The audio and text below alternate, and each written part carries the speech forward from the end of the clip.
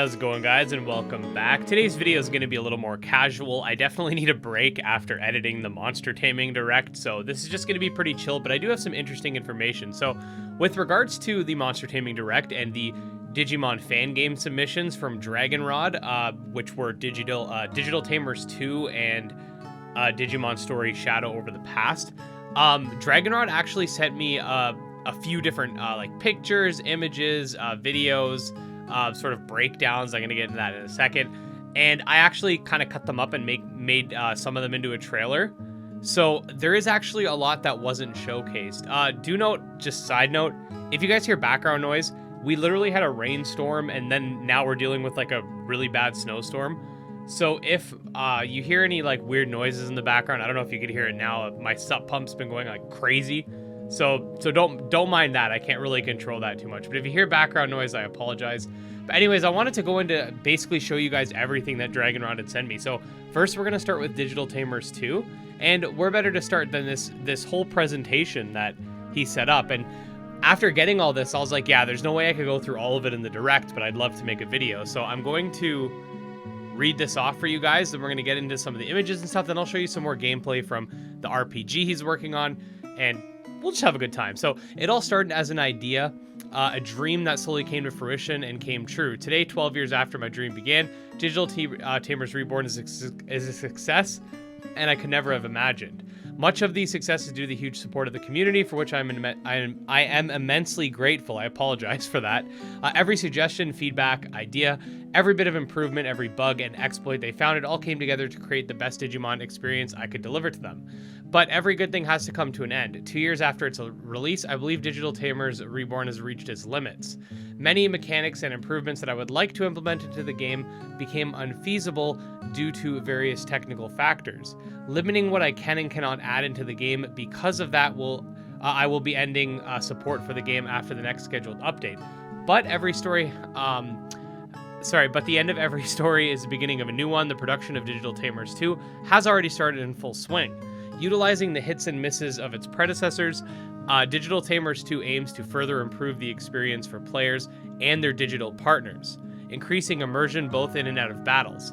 So you got improved GUI and Digimon status. Unlike its predecessors, DT2 will have a clear main screen, aiming to focus the main factor of the game, your Digimon partner. Information such as carrying items and stats will be condensed into pop-up menus that can be accessed with a simple click. 2 new stats have been added, special defense and sprint. Defense stats have been separated in this game. Special defense will defend Digimon from range attacks, while defense will be from physical. Your Digimon's spirit, I misread that, spirit, determines how long it will be stun locked after being hit by an attack. The higher Digimon spirit, the faster it will recover and jump into battle again. Okay, that's pretty cool. The happiness mechanic from the previous game created a lot of doubts amongst players. Because of that, it will be replaced by friendship. By winning battles, praising your Digimon, or feeding them, the friendship between the player and the Digimon will increase. Certain evolutions require specific levels of friendship to be achieved. However, the main function of friendship is in battle. The higher Digimon's friendship, the faster the player can give them new commands. Here we get to see the evolution screen. Evolution in Digital Tamers 2 will no longer happen instantly when a Digimon meets the evolution criteria. Now the player will have to manually evolve their Digimon. I like this, being able to choose for the lines that suit them most. I like that. Data hunting and Digimon collection. A common issue players face in Digital Tamers Reborn is the limited amount of Digimon each player can have. The data lab implementation was only a partial solution to the problem, impossible to be solved in that game.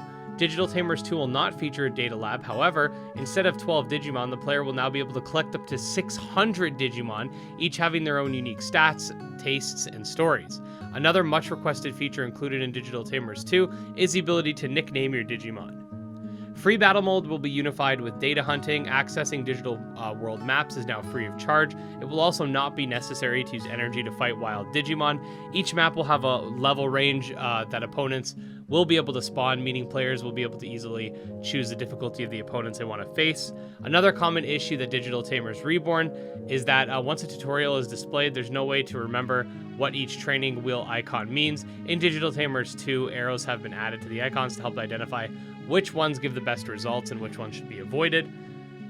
A new feature coming to Digital Tamers 2 is equipments. Equipments are items that are that when equipped with your Digimon will grant it bonuses in one or more stats, giving it an advantage in battle. In addition to battle aspects, the classic aspects of Digimon V-Pets are also being improved. Each Digimon will be unique, having its own tastes and desires. You can praise your Digimon by tapping it once, but be careful not to praise it too much. Some Digimon have less patience than others and can get angry. A total of 12 new food items have been included to the main menu. Once a Digimon gets hungry, they will be fed with any of those items. Giving your food to your Digimon will increase its friendship level. However, it may get mad if it dislikes your food. Battle improvements. The battle screen is still under development. However, the main functions are all done. The Digivice was made a permanent feature in the screen, being available since the very beginning of the game. 2 new features that were added to the battle were block and special attacks. The block function is an auto-rechargeable button that allows you your Digimon to become temporarily immune to any attack. Each landed attack will drop a specific amount of special orbs.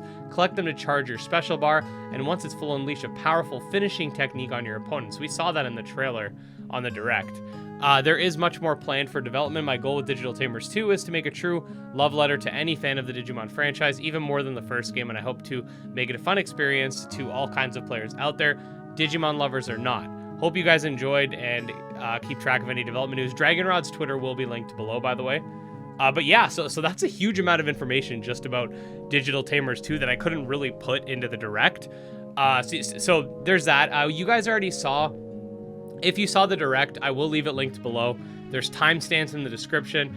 I'll even leave a link with the timestamp already, so you guys could watch from where Dragonrod stuff was. Because I'm not gonna show you guys the stuff you've already seen before, but he did send me some images. All the footage was actually used, so there's no point in going through the MP4s you see here. Like this one, we've already seen.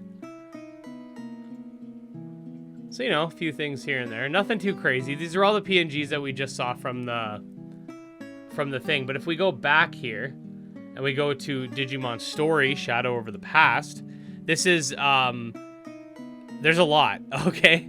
So we're going to go into the presentation, all right? This is another decent amount of stuff here. So let's talk about this, and I'll show you guys the clips that you would have seen parts of. What I'll do is at the end of the video, I'll throw some music on them because that's what I did for the original, and I'll let all the clips play out. It's like 5 minutes worth of clips, so I'll do that at the end of the video. You guys can watch. But anyways, significant progress has been made in the game since the last news I posted. New mechanics, scenarios, code improvements, battle formula rework, etc. I'll be highlighting some of these changes here. The first being that the game has finally received a title. I'm not sure it'll be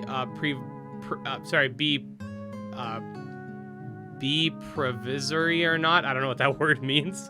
I think it means like they're not sure if it's not permanent. But for now, the project will be called Digimon Story, Shadow Over the Past.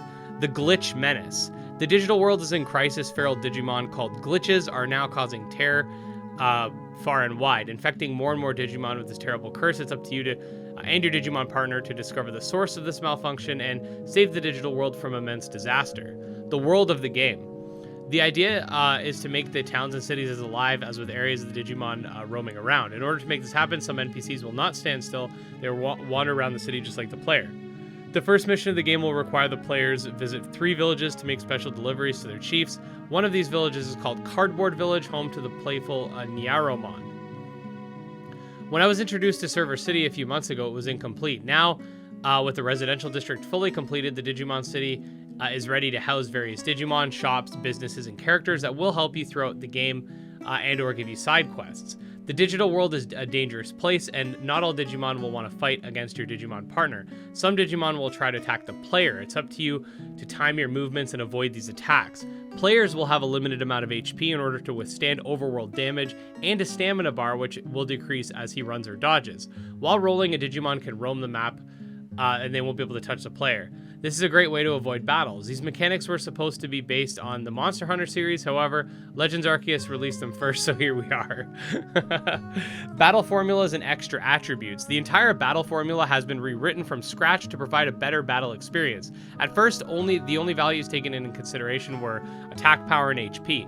Now each Digimon was given 2 extra variables. Attributes, the classical triangle, which is vaccine, virus, data. Elemental types, there's going to be 10 types present in the game that can apply weaknesses and resistances to each other. And then we got Dragonrod's. This is what I think is cool, because Dragonrod has some digifakes that he made, and they're going to be in the game.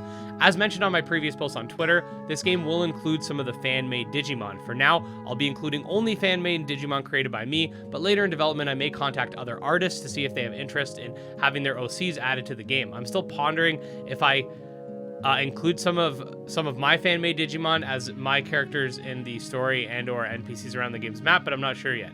Nothing has been fully decided. I think that's really cool that he's going to add his fan Digimon, especially Dynamon. Let's go.